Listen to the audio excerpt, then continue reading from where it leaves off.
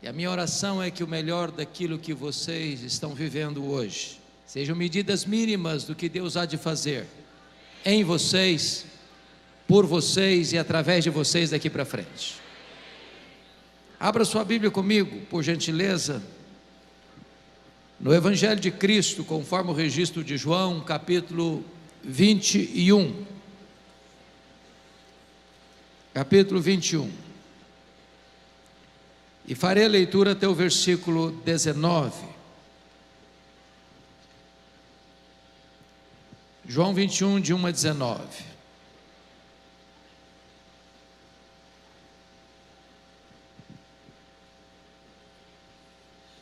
Está escrito o seguinte: depois disso tornou Jesus a manifestar-se aos discípulos junto do mar de Tiberíades, e foi assim que ele se manifestou.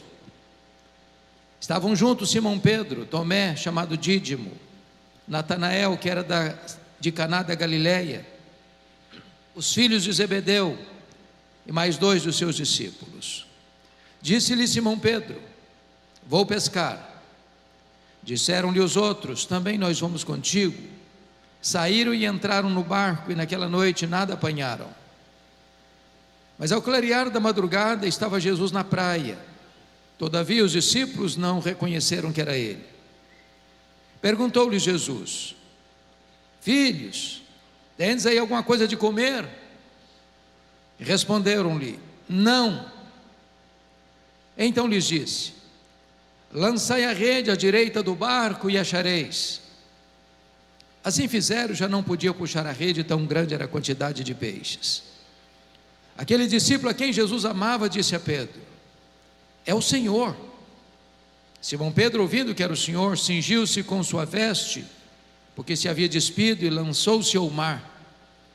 Mas os outros discípulos vieram no barquinho puxando a rede com os peixes, porque não estavam distantes da terra, senão quase 200 côvados, aproximadamente 100 metros.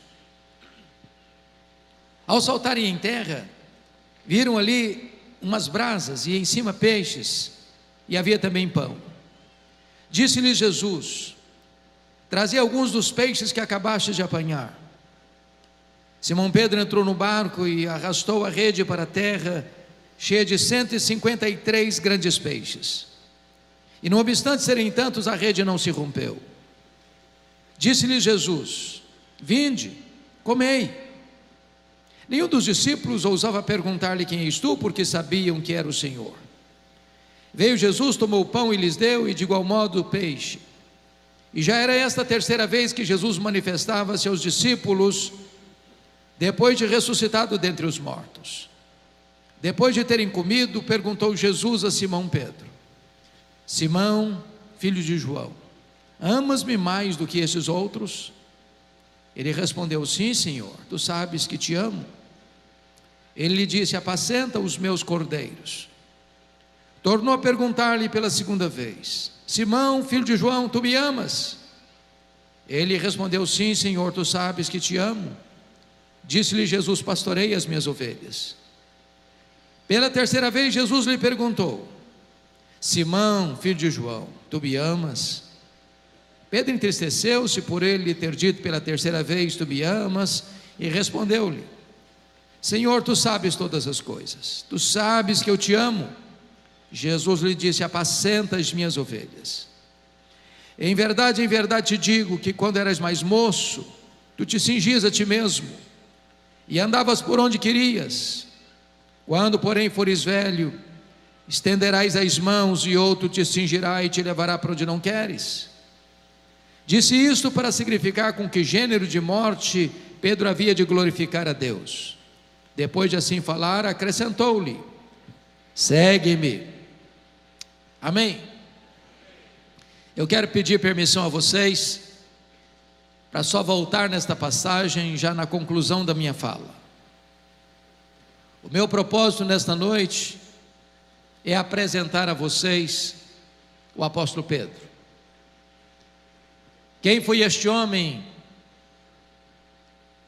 que orava pelos enfermos e eles eram curados, que pregava e os corações se derretiam, Quem é este homem que foi o grande líder dos apóstolos, que abriu o evangelho para judeus e gentios? Quem é este homem que, cheio do Espírito Santo, não temia prisões, nem açoites, nem mesmo martírio?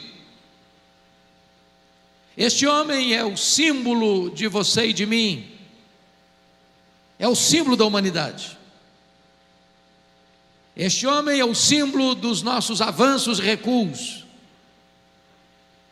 das nossas escaladas e quedas, da nossa ousadia e da nossa covardia. Este é o homem que é capaz de fazer uma declaração absolutamente clara acerca de Cristo: tu és o Cristo, o Filho do Deus vivo, para em seguida reprovar Jesus, dizendo para ele que ele não podia seguir o projeto de Deus de ir para a cruz, e Jesus o repreende severamente. Este homem é aquele que é capaz de uma fé robusta: se és tu, Senhor, manda-me ir ter contigo por sobre as águas, para em seguida olhar para a fúria do vento e naufragar. Este é o homem que é capaz de fazer juros de fidelidade a Jesus, ainda que todos te abandonem, eu jamais, para em seguida negar Jesus covardemente 3 vezes. Quem é este homem? Este homem está aqui nesta noite, mas este homem não está apenas entre nós. Este homem mora debaixo da nossa pele. O sangue deste homem corre em nossas veias, o coração deste homem bate em nosso peito. Na verdade, nós somos Pedro, e o que Jesus fez na vida dele, Jesus pode fazer na sua vida, na minha vida, na nossa vida nesta noite. O Deus de Pedro é o Deus dos recomeços. O Deus de Pedro é o Deus da segunda oportunidade. O Deus de Pedro é o Deus que nos apanha caídos, prostrados, feridos pela vida, e nos restaura e nos levanta e nos usa para o louvor da sua glória. Então hoje eu quero lhes apresentar o apóstolo Pedro.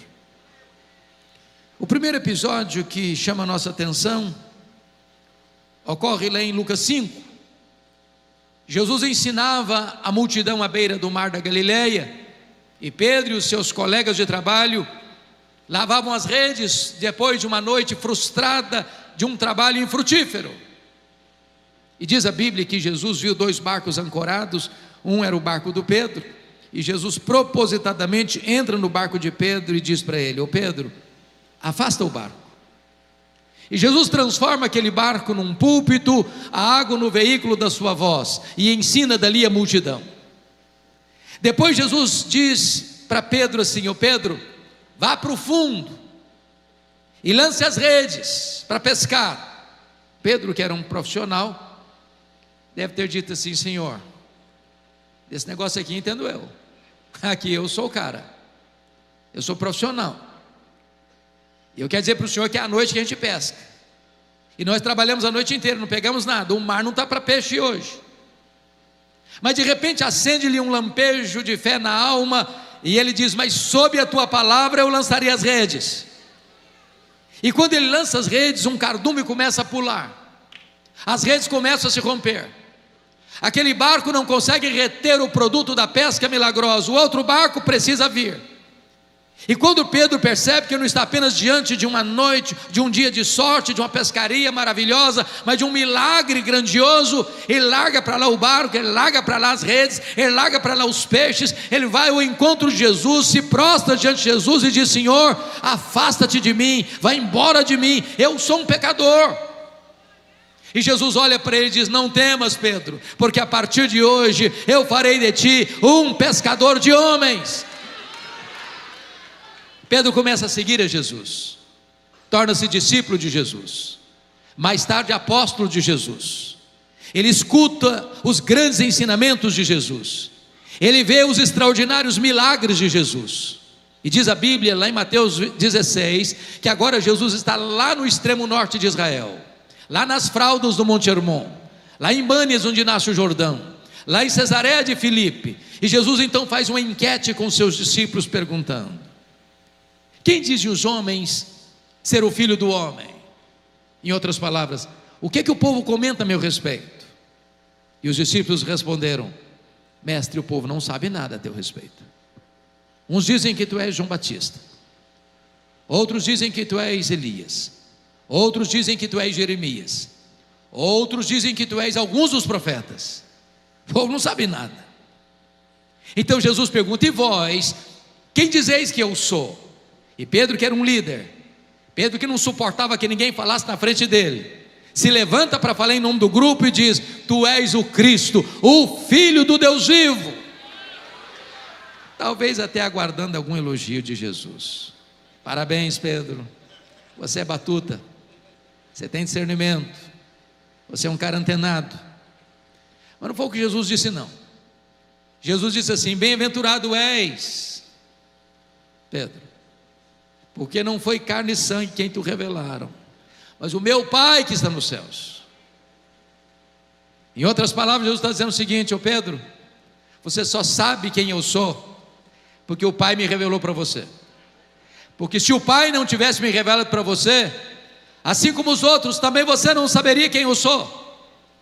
E eu também te digo que tu és Pedro, e sobre esta pedra eu edificaria a minha igreja, e as portas do inferno não prevalecerão contra ela. Está aqui, meus irmãos, um dos mais importantes textos da Bíblia, de cuja correta interpretação depende o futuro do cristianismo. A grande pergunta é: quem é a pedra sobre a qual a igreja está edificada? Há 3 interpretações na história da igreja. A primeira delas é que o próprio Pedro é a pedra. 800 milhões de pessoas no mundo pensam assim. Há uma frase em latim muito conhecida: ubi Petrus, ibi ecclesia. Onde está Pedro? Aí está a igreja. A segunda interpretação é que a pedra é a declaração de Pedro: tu és o Cristo, o Filho do Deus vivo. Onde a declaração é feita, aí está o fundamento da igreja.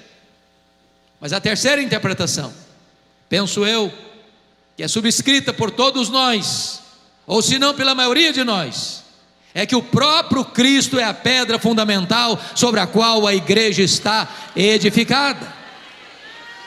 E o texto nos leva a essa conclusão. Se não, vejamos.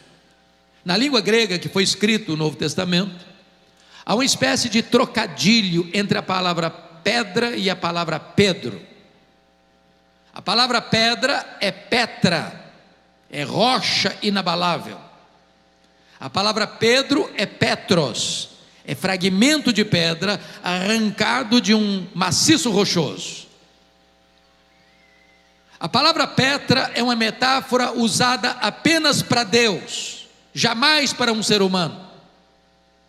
Então o que Jesus está dizendo é o seguinte: eu também te digo que tu és um fragmento de pedra, mas sobre esta rocha inabalável que sou eu edificarei a minha igreja. Mas também o pronome demonstrativo nos ajuda a entender. Vocês, jovens estudantes, e todo esse maravilhoso auditório sabe disso. A diferença entre esta e essa. No inglês, this, that. A mesma coisa no grego. Por exemplo, eu estou com a minha Bíblia, eu digo esta Bíblia. Se eu coloco a minha Bíblia no púlpito e me afasto, eu digo essa Bíblia. Se Jesus tivesse a intenção de dizer que Pedro era pedra, ele teria dito: eu também te digo que tu és Petros, e sobre essa pedra eu edificarei minha igreja. Mas não foi o que ele disse. Eu também te digo que tu és Petros, fragmento de pedra, mas sobre esta pedra, esta rocha, eu edificarei a minha igreja. Então Jesus está fazendo 4 declarações aqui. Primeiro, ele é o fundamento da igreja. O apóstolo Pedro entendeu tanto isso que no seu sermão em Jerusalém, ele diz que Jesus e não ele é a pedra. Também ele afirma isso na sua primeira carta, dizendo que Cristo é a pedra, o fundamento. O apóstolo Paulo, entendendo assim, disse lá em 1 Coríntios 3,11: ninguém pode lançar outro fundamento além daquele que já foi posto, o qual é Cristo Jesus. E na primeira carta aos Coríntios 10,4 ele diz: Cristo é a pedra, então o fundamento da igreja é Cristo. Mas mais, Jesus também é o dono da igreja. Ele diz: é a minha igreja. A igreja não é sua, a igreja não é minha, a igreja não é nossa. A igreja tem dono, e o dono da igreja tem marca de cravos em suas mãos. Eu estava, pastor Felipe, lá em Campinas, visitando o pastor Aguiar Valvassouras, um querido pastor, um homem de Deus, pastor da igreja do Nazareno. E ele estava me levando para conhecer um novo projeto da igreja. E tinha um colega, pastor nazareno, muito jovem, começando o ministério, sentado no banco de trás. E na medida que caminhávamos, ele dirigindo o carro e eu do lado dele, o pastor jovem falando muito, mas várias vezes, dezenas de vezes: minha igreja, minha igreja, minha igreja, minha igreja, minha igreja, minha igreja. E lá pelas tantas, o pastor Aguiar Valvassouras fez esse gesto, botou a mão para trás, com a outra mão no volante, e disse: filho, bota a mão aqui. E eu pensei: vem coisa aí. Quando o pastor botou a mão, ele passou a mão assim na palma da mão do pastor e disse: meu filho, eu não estou vendo marca de cravos aqui. Não precisa falar mais nada.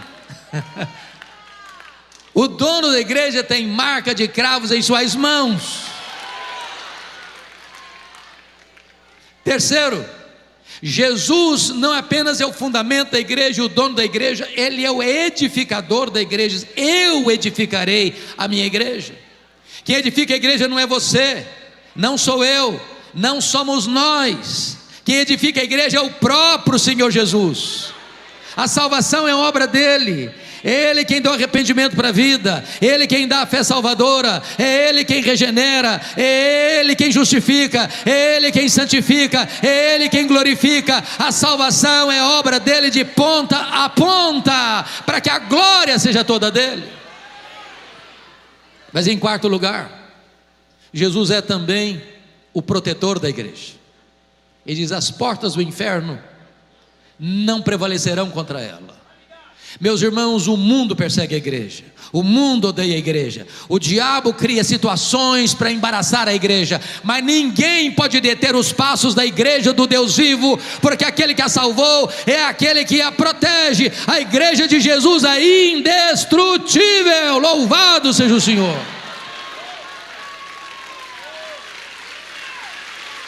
Diz a Bíblia que agora que Jesus esclarece para os discípulos quem Ele passa para uma nova fase do seu ensino, que nunca tinha falado até então. Agora Ele mostra para os discípulos que era necessário que Ele subisse para Jerusalém, fosse entregue nas mãos dos principais sacerdotes, para ser crucificado. E quando Pedro escuta isso, diz o texto, que ele chama Jesus à parte e diz: Jesus, vem cá um pouquinho, e passa a reprovar a Jesus.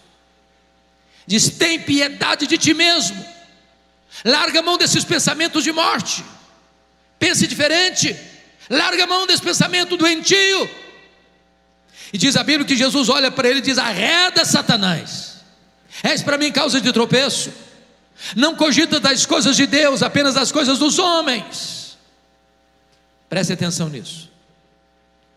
Se Pedro fosse o fundamento da igreja, a igreja estaria edificada sobre areia movediça.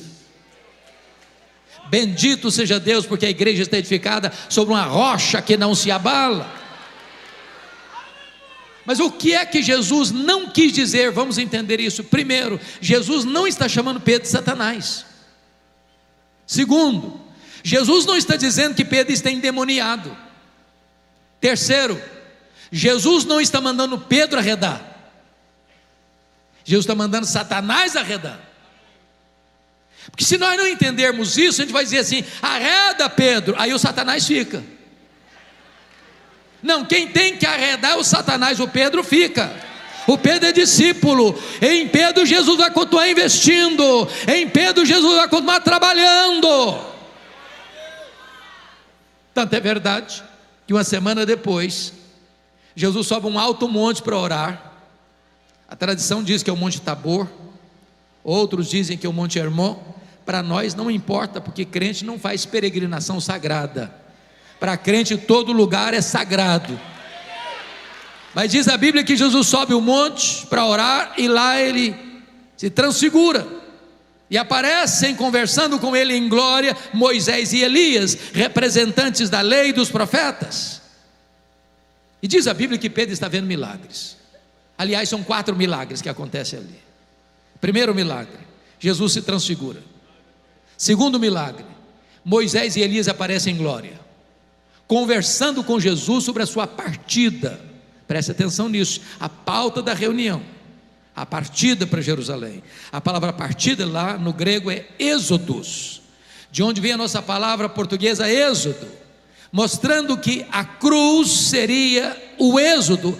Ali na cruz aconteceu a nossa libertação. Terceiro milagre, uma nuvem luminosa os envelopa. Quarto milagre, de dentro da nuvem surge uma voz divina dizendo: este é o meu eleito, a ele ouvi. Por que eu estou lhes trazendo essas informações? Porque nós vivemos uma geração que corre atrás de milagres, e nós cremos em milagres, e nós pregamos sobre milagres, e nós esperamos milagres. Mas a ideia de que se eu testemunhar mais milagres eu vou crer mais, não é bíblica. A fé vem pelo ouvir, e ouvir a palavra de Deus. Você verá nesse monte 3 gerações representadas: a geração de Moisés, a geração de Elias e a geração dos apóstolos. Se você ler a sua Bíblia, você notará que essas foram as 3 gerações que mais viram milagres, mas foram também as 3 gerações mais incrédulas. Pedro está vendo milagres, mas ele não tem discernimento espiritual. E o primeiro discernimento que Pedro não teve foi sobre a centralidade da pessoa de Jesus.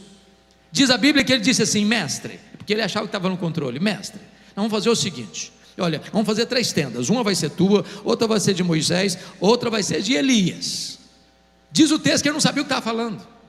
Sabe por que ele não sabia o que estava falando? Estava falando uma bobagem. Ele estava comparando e equiparando Jesus a Moisés e Elias, ao representante da lei, ao representante dos profetas. Mas Jesus não é apenas um grande homem, Jesus é o próprio Deus entre os homens. Ele é único, ele é singular.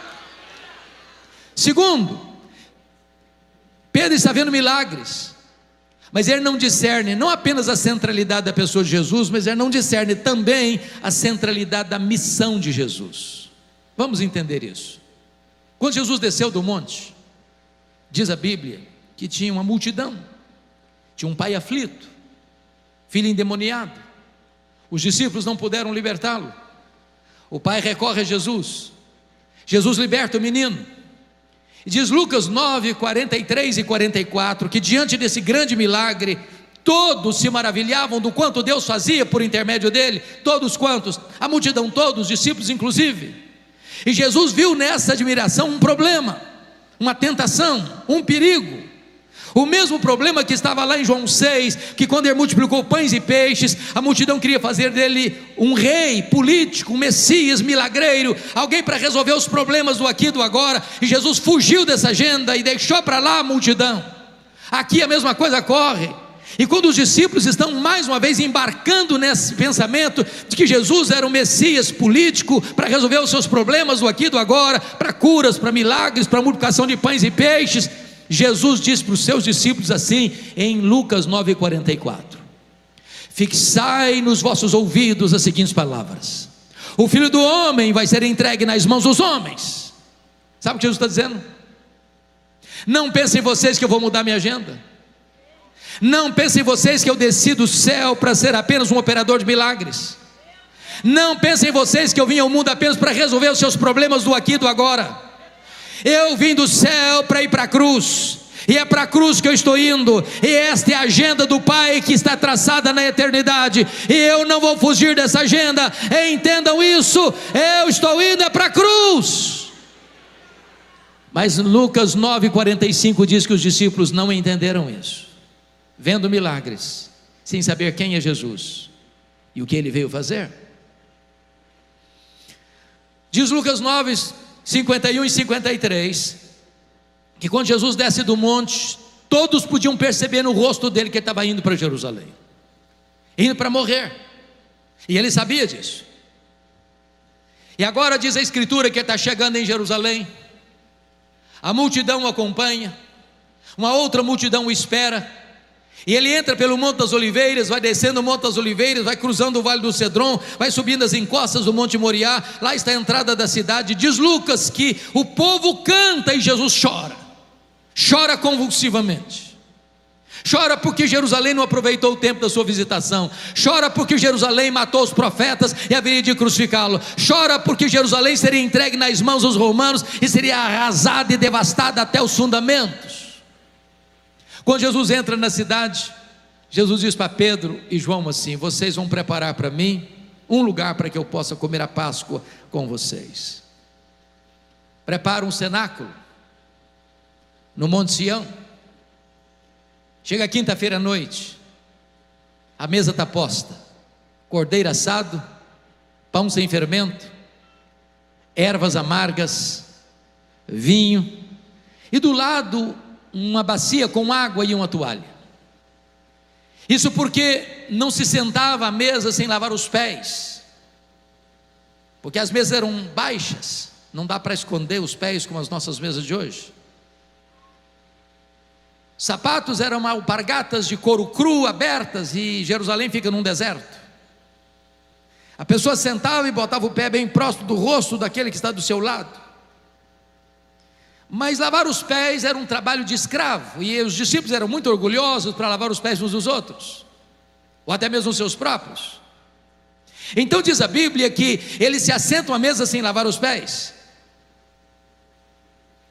E apesar de Jesus estar mergulhado na sombra da cruz, eles estão atravessando a passarela da feira das vaidades, e eles se assentam à mesa perguntando: quem de nós é o mais importante? Quem de nós vai ter mais projeção no reino? Quem de nós vai ter destaque maior no reino? E quando Jesus percebe que eles estão antenados no outro canal, Jesus se levanta da mesa, pega a bacia, cinge com a toalha e começa a lavar os pés dos discípulos. Ou constrangimento, ou tapa de luva. Imagine Jesus lavando os pés de Mateus, de Tomé, de Judas Iscariotes.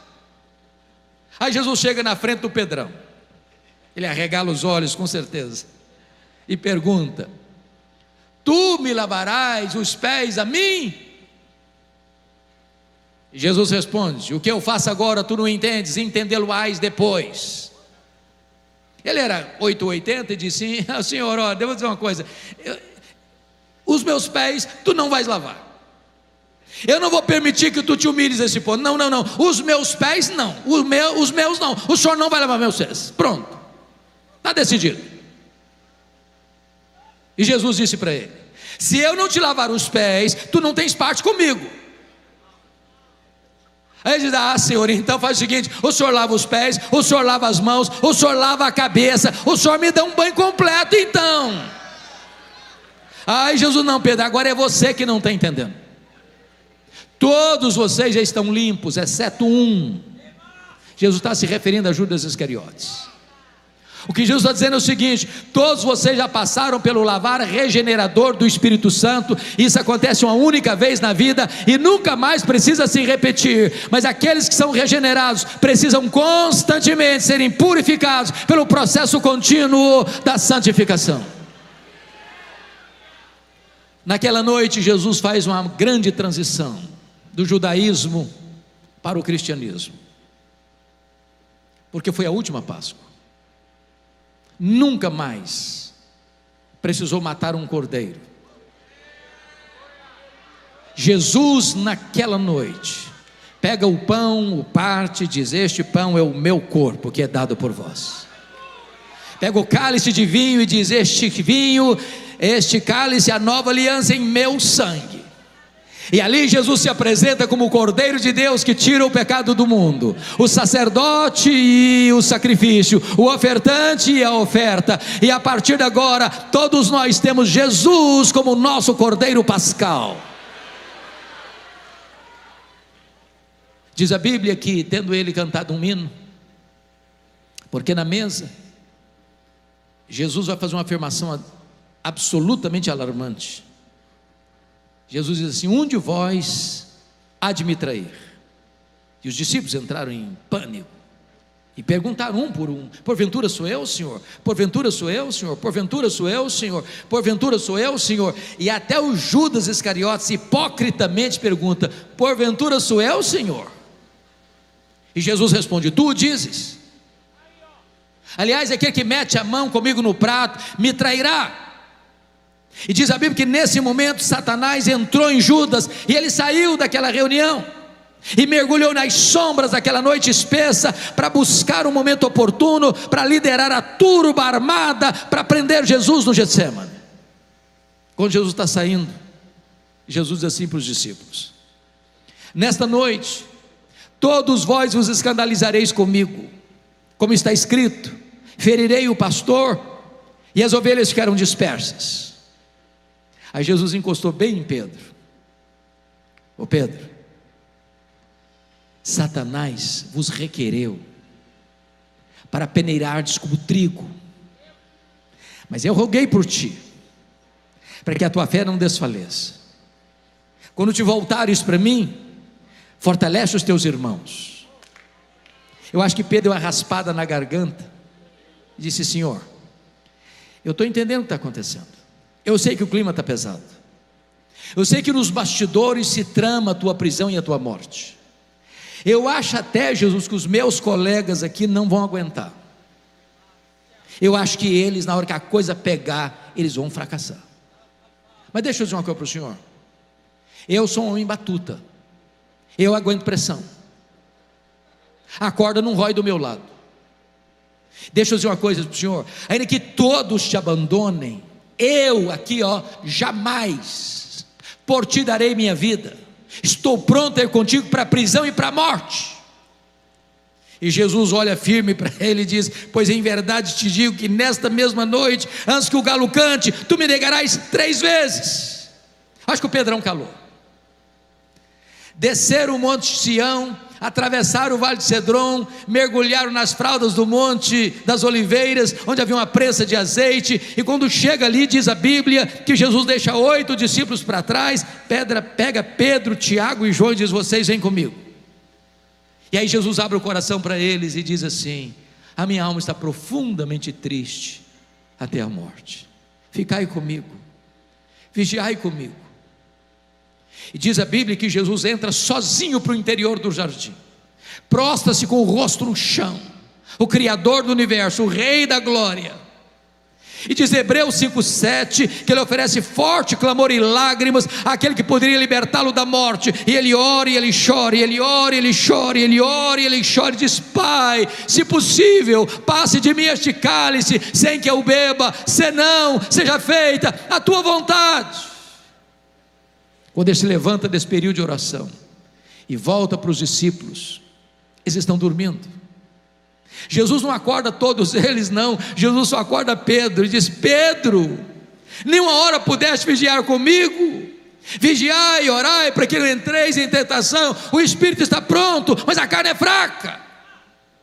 Jesus volta para o segundo round de oração, e ele ora e chora, e ele ora e chora, e ele ora e chora, e ele faz a mesma oração. Diz a Bíblia que vem um anjo do céu e o consola.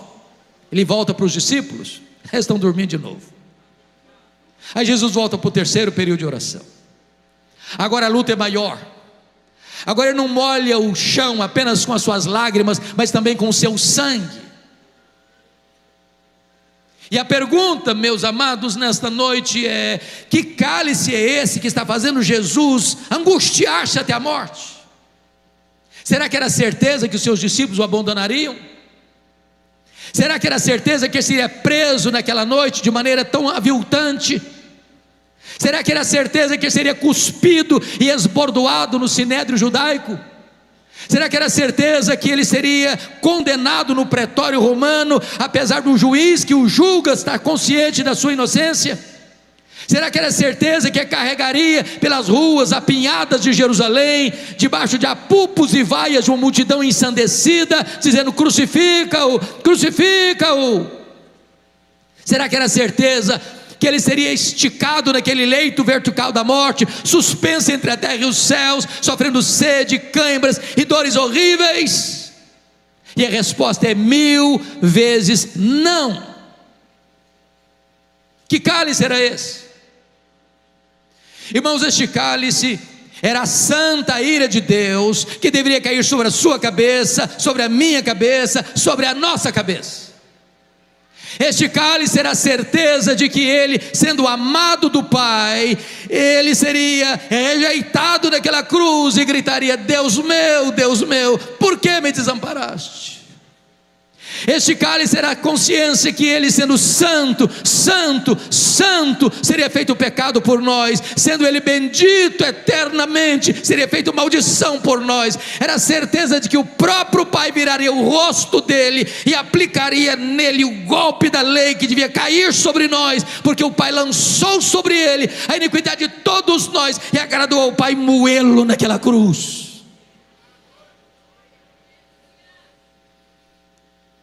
Destaco para os irmãos algo sublime. Depois do terceiro período de oração, não tem mais angústia em Jesus. A batalha foi travada no Getsemane. Não tem mais angústia. Quando Jesus se levanta do terceiro período, ele vai lá para os discípulos e dá uma balançada neles: acordai, vamos-nos, o inimigo se aproxima. O Pedro pega a espada, decepa a orelha do Malco, e Jesus: guarda essa espada, Pedro, se eu precisasse desse tipo de ajuda, eu rogaria ao Pai, ele me mandaria mais de 12 legiões de anjos, mais de 72 mil anjos. Quando a turba chega armada, Jesus não se esconde atrás das oliveiras históricas daquele jardim. É Jesus quem se apresenta e pergunta: a quem buscais? A Jesus o Nazareno. Pois sou eu. E caíram por terra. A partir de agora Jesus vai para o sinédrio, e eles cospem nele, e eles esbordam a cabeça dele. Ele está firme como uma rocha. Ele é levado para o pretório romano, e quem está confuso e perturbado é o governador Pôncio Pilatos. Ele está firme, resoluto. Ele caminha para a cruz, as mulheres choram, e ele diz: por que vocês estão chorando por mim? Não chorem por mim, chorem por vocês, chorem pelos filhos de vocês. Ele é pregado na cruz e transforma aquele patíbulo de horror num palco para a glória de Deus e num instrumento para a nossa salvação. Ele ali discursa as maiores verdades da fé cristã. Pai, perdoa-lhes, hoje mesmo estarás comigo no paraíso. Mulher, eis aí teu filho, filha, eis a tua mãe. Deus meu, por que me desamparaste? Tenho sede, está consumado, nas tuas mãos entrego o meu espírito. Pedro, covardemente, também foge naquela noite, começa a seguir Jesus de longe. E aí diz a Bíblia que ele, acompanhado de João, meio aparentado do sumo sacerdote, consegue entrar lá na casa do sumo sacerdote, e fica lá onde tem um braseiro, no pátio. A noite está fria, ele quer se aquentar. Quando passa uma criada, olha bem para ele, o reconhece e diz: tu também estavas com ele, o Jesus, o Nazareno. O Pedro nega diante de todos: eu não sei o que dizes. Aqui não está bom. Ele vai lá para o alpendre, tenta se esconder por lá. Passa uma outra criada, olha, o reconhece e diz para os colegas assim: aquele ali é também discípulo dele. O Pedro escuta e diz: eu não conheço esse homem, eu juro que eu não conheço esse homem. Daqui a pouquinho chegam alguns homens, talvez aqueles que prenderam Jesus, entre eles, olha bem para o Pedro e diz: esse sotaque nortista seu, esse sotaque de Galileu seu aí disfarçável, você é discípulo dele mesmo. E diz a Bíblia que Pedro agora nega, que Pedro jura, que Pedro pragueja, que Pedro fala palavrão, que Pedro fala coisas horríveis. Ele diz: eu não conheço este homem. Nesse momento o galo cantou, Jesus cravou nele o olhar, e Pedro caiu em si, desatou a chorar, e saiu dali chorando amargamente, chutando as pedras no meio daqueles olivais. Naquela noite Jesus foi esbordoado e cuspido no sinédrio, Pedro não estava lá. Na sexta de manhã, Jesus é levado ao pretório romano, acusado, e Pedro não estava lá. Jesus foi sentenciado à pena de morte, foi preciso de um outro Simão ajudar Jesus a levar a cruz, porque Pedro não estava lá. Sexta-feira, 9 horas da manhã, Jesus é crucificado, Pedro não estava lá. Sexta-feira, 3 horas da tarde, Jesus morre, Pedro não estava lá para dar pelo menos um sepultamento digno a Jesus. Jesus é sepultado, Pedro não está no sepultamento de Jesus. Sábado, silêncio da morte, Pedro está escondido com medo dos judeus. Domingo de manhã, não é Pedro, são as mulheres da Galileia que vão ao túmulo. Quando chegam, a pedra está rolada. Quando elas olham, o túmulo está aberto. Quando elas entram, o túmulo está vazio. Quando elas saem, um anjo pergunta para elas: o que vocês vieram fazer aqui? Procurar entre os mortos aquele que está vivo. Ele não está mais aqui não, ele ressuscitou.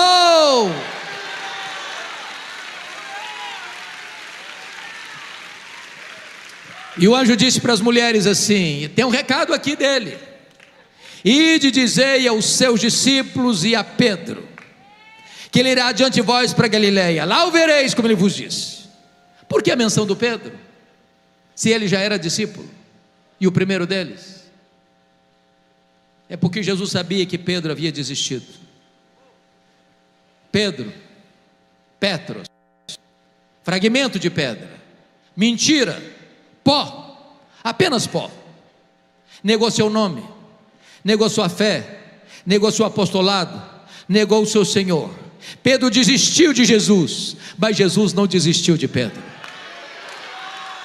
Eu quero dizer para você nesta noite que apesar dos seus deslizes, apesar dos seus fracassos, apesar das suas quedas, Jesus não desiste de você. Ele não abre mão da sua vida, Ele não perde você de vista. Ele ama você, Ele quer você, Ele restaura você, Ele põe você de pé outra vez. Ele é o Senhor das segunda oportunidades. Agora imagine comigo a viagem de Jerusalém a Galileia. São 153 quilômetros a pé. Eu fico pensando, Felipe, que cada passada do Pedro era uma fisgada na alma, era uma martelada na consciência. Eu acho que ele ia caminhando e pensando assim: quando Jesus se encontrar comigo, ele vai me arrebentar todinho, ele vai me quebrar pelo meio. Ele vai botar o dedo no meu nariz e dizer que eu sou um fracasso, que eu sou um covarde. E eu sou mesmo. Quando ele chega na Galileia, Jesus não está lá. Jesus não está lá. E ele, que era um líder, disse assim: eu vou pescar. Preste atenção nisso. Você precisa orar mais pelos líderes. Sabe por quê? Não tem líder neutro. O líder é uma bênção ou é um problema. Neutro não é. John Maxwell disse que liderança é influência. O líder sempre vai influenciar. Porque o Pedro era um líder e dizia: eu vou pescar. Os outros disseram: pois nós vamos contigo. Mas o que significa eu vou pescar? Estou estressado?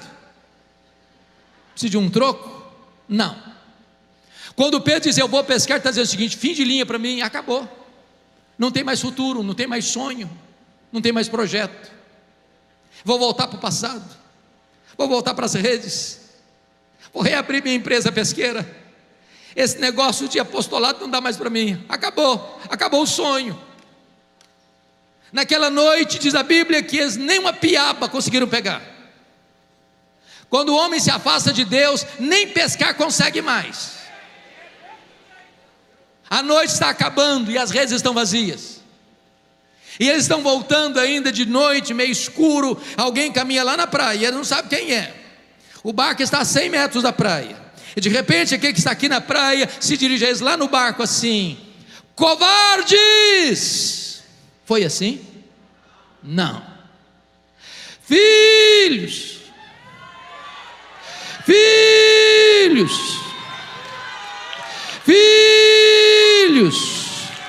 Para um bando de covardes, para um bando de desertores. É assim que Ele trata você, é assim que Ele trata a mim. Apesar dos nossos deslizes, apesar dos nossos fracassos, Ele nos chama de filhos. Filhos,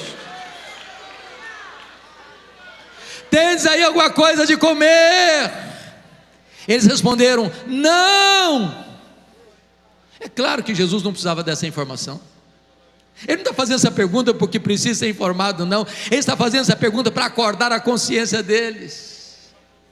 Então Jesus diz assim: lançai a rede à direita do barco e achareis. Aquele a quem servimos nesta noite, a quem estamos agradecendo pelos 10 anos dessa igreja nesta noite, é o Deus que manda no céu, é o Deus que manda na terra, é o Deus que manda no mar. E o Senhor empurra um cardume de 153 peixes selecionados para o lado direito do barco, e quando eles lançam as redes, os peixes começam a pular, e João diz: ô Pedro, é o Senhor, Ele chegou, é Ele, Pedro, Ele está aqui, Pedro. E Pedro mais uma vez: larga para lá o barco, larga para lá as redes, larga para lá os peixes, nada 100 metros, coração acelerado, e diz: agora Ele vai me quebrar, Ele vai me arrebentar todo. E quando ele chega na praia, um susto, ele vê um braseiro com pão e com peixe. Só tem 2 lugares no Novo Testamento onde aparece a palavra braseiro. Foi onde Pedro negou Jesus e onde Pedro foi restaurado por Jesus. Sabe por que Jesus plantou aquele braseiro ali?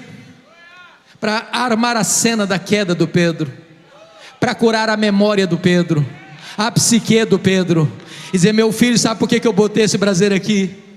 Para dizer para você uma coisa: na mesma geografia, no mesmo cenário que você me negou, você vai ter chance de me confessar. Aonde você caiu, eu vou te levantar. Aonde você for um problema, você vai ser uma solução. Aonde você fracassou, eu vou restaurar a sua vida. Sabem por quê? Porque a graça de Deus é maior do que o nosso pecado.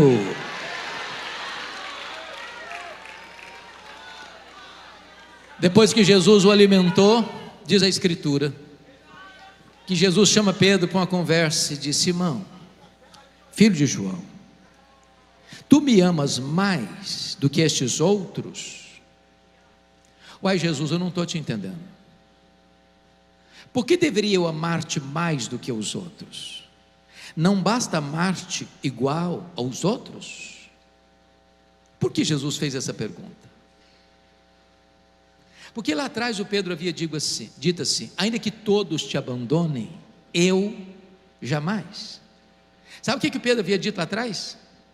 Eu sou mais crente que os outros, eu sou mais leal do que os outros, eu te amo mais do que os outros. O que Jesus está perguntando para Pedro é o seguinte: ô Pedro, você ainda pensa a mesma coisa a seu respeito? Você ainda acha mesmo que você é melhor que os outros? Você ainda acha mesmo que você é mais leal do que os outros? Você ainda sustenta a opinião que você tem sobre você?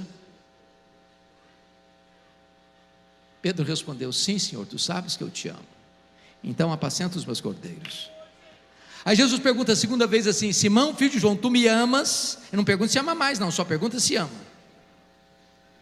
Pedro respondeu: sim, Senhor, tu sabes que eu te amo, então pastorei as minhas ovelhas. Aí Jesus perguntou a terceira vez: Simão, filho de João, tu me amas? Ele ficou triste, terceira vez: sim, Senhor, tu sabes todas as coisas, tu sabes que eu te amo, então apacenta as minhas ovelhas. Pergunta: por que Jesus perguntou para Pedro 3 vezes? Tu me amas? Porque 3 vezes o Pedro havia negado a Jesus. Mas o que significa isso? Jesus perguntou 3 vezes para dizer o seguinte: ô Pedro, você não me negou a primeira vez? A minha graça é suficiente para levantar você. Você fracassou a segunda vez? A minha graça é suficiente para levantar você. Você me negou a terceira vez, pois a minha graça é suficiente para restaurar você. Ô Pedro, a minha graça é maior do que o seu pecado. Mas meus irmãos, não há riqueza nesse texto na língua original, na língua grega, que não dá para verter para a língua portuguesa. Vejamos, há 2 verbos na língua grega aqui nesse texto: o verbo filéu, verbo da palavra filia no grego, de onde vem, por exemplo, amor, filosofia, amor à sabedoria, é um amor de gostar, eu gosto. E o verbo agapao, a palavra ágape, que é um amor sacrificial, que dá a vida pelo outro, que morre pelo outro. Quando Jesus perguntou para Pedro a primeira vez: Simão, filho de João, tu me amas mais do que esses outros? Jesus usou o verbo agapao, a palavra agape. Perguntou assim: Petros, agapas-me? Tu me amas com amor ágape? Tu me amas a ponto de morreres por mim, de dares tua vida por mim? Pedro não respondeu essa pergunta. O que Pedro respondeu foi mais ou menos assim: olha, Senhor, amor ágape eu não tenho. Eu não tenho coragem de morrer por ti, eu não tenho coragem de dar minha vida por ti, eu só gosto de ti. E respondeu com o verbo filéu, filose. Aí Jesus fez a segunda pergunta do mesmo jeito: Petros, agapas-me? Tu me amas com amor ágape? Tu me amas a ponto de morreres por mim? Pedro não respondeu essa pergunta de novo. Ele respondeu assim: Senhor, amor ágape eu não tenho. Eu não tenho coragem de morrer por ti, eu não estou pronto a dar minha vida por ti, eu apenas gosto de ti. Respondeu de novo, filose, só isso. Eu te amo, um amor filéu, eu gosto do Senhor. Por que o Pedro ficou triste a terceira vez? Porque Jesus mudou a pergunta. Jesus usou na terceira pergunta o mesmo verbo que Pedro estava usando nas duas respostas anteriores. Então Jesus perguntou para ele a terceira vez assim: Petros, fileis-me? Pelo menos tu gostas de mim? O Pedro, triste, disse: é só isso mesmo, Jesus. Do mesmo jeito respondeu: filose, eu só gosto do Senhor. O que nós aprendemos aqui? Quando Pedro, confiando em si mesmo, disse para Jesus: eu darei minha vida por ti, ele negou Jesus. Mas quando Pedro reconheceu que ele não tinha forças nele mesmo para morrer por Jesus, aí Jesus o capacitou a dar sua vida por ele.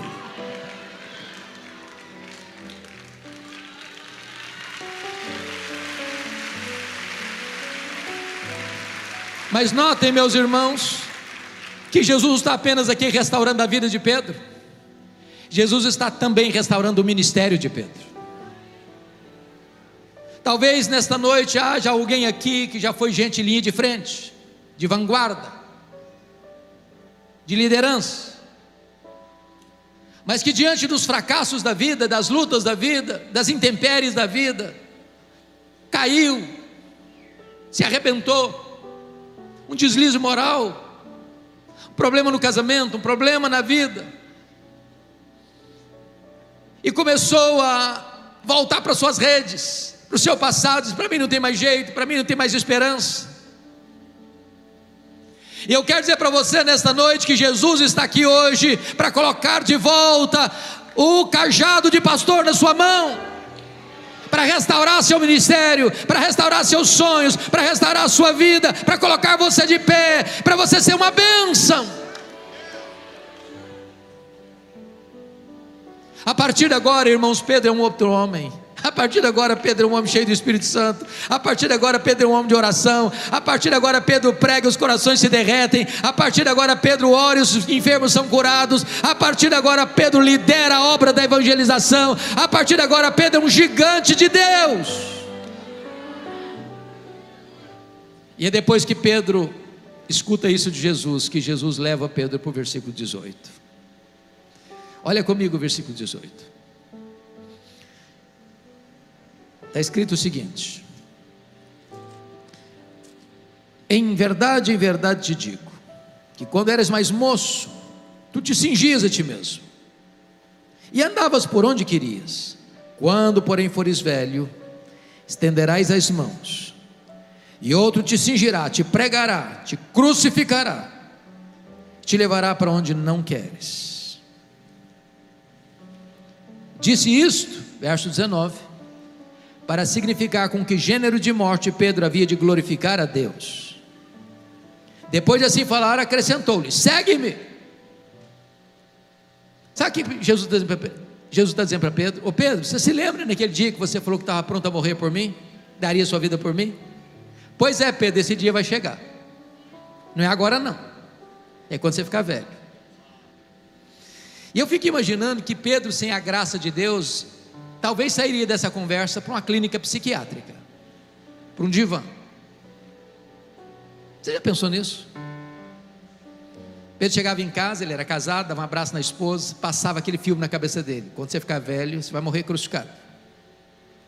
Terminava de pregar um sermão abençoado, passava na cabeça dele assim: quando você ficar velho, você vai morrer crucificado. Nas férias, não tinha férias na época, viu? Aquela casa de montanha, ou naquela casebre da beira da praia, passava um filme: quando você ficar velho, você vai morrer crucificado. Não, ele nunca teve esse drama.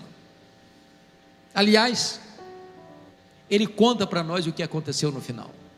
Você quer saber como é que ele encarou isso? E eu termino aqui. Abra sua Bíblia aí em 2 de Pedro, capítulo 1, versos 14 e 15. Ele conta para nós como é que aconteceu isso, como é que ele encarou isso, a hora da morte. Veja lá comigo, segunda carta de Pedro, capítulo 1, 14. Ele diz assim: certo de que estou prestes a deixar o meu tabernáculo. Essa é a mesma expressão de Paulo: estou já sendo oferecido por libação. Certo de que estou prestes a deixar o meu corpo, ou seja, estou prestes a morrer, como efetivamente nosso Senhor Jesus Cristo me revelou. Jesus revelou quando ele ia morrer, na velhice. Jesus revelou a forma que ele ia morrer, crucificado. E Jesus revelou o propósito dele morrer crucificado: glorificar a Deus com a sua morte. Então não tem nenhuma morte mais profetizada na Bíblia que a morte de Pedro. Mas como é que ele encarou isso? Mas, versículo 15: de minha parte, esforçar-me-ei, de que maneira?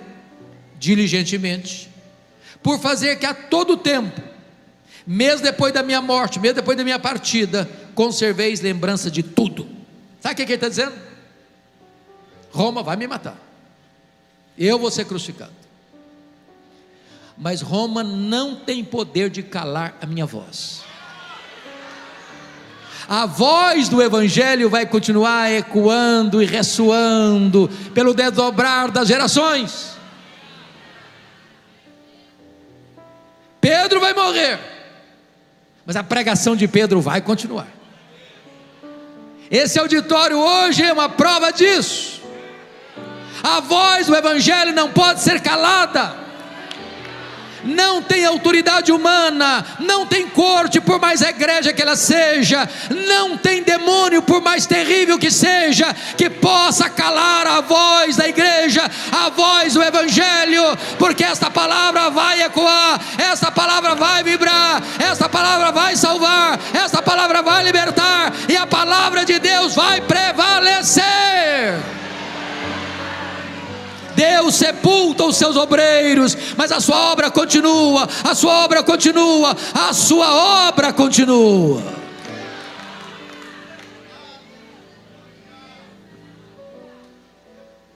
Diz os historiadores que quando chegou o dia da execução de Pedro, ele disse para os seus carrascos: crucifiquem-me, crucifiquem-me, mas eu não sou digno de morrer como o meu Senhor. Crucifiquem-me de cabeça para baixo. E com esse gênero de morte, ele glorificou a Deus. Meus irmãos, nós estamos vivendo dias complexos. Posso talvez não fazer uma leitura tão nítida, mas eu creio que o cerco está fechando. Não tem espaço mais para crentes covardes.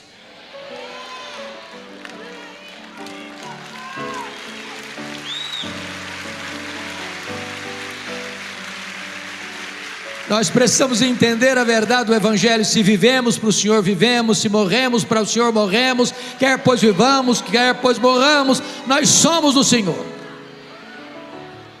Que aqui se levante um exército de crentes cheios do Espírito Santo, valentes, ousados, corajosos, prontos a viver e prontos a morrer por causa do Evangelho. Que Deus abençoe esta amada igreja. Amém.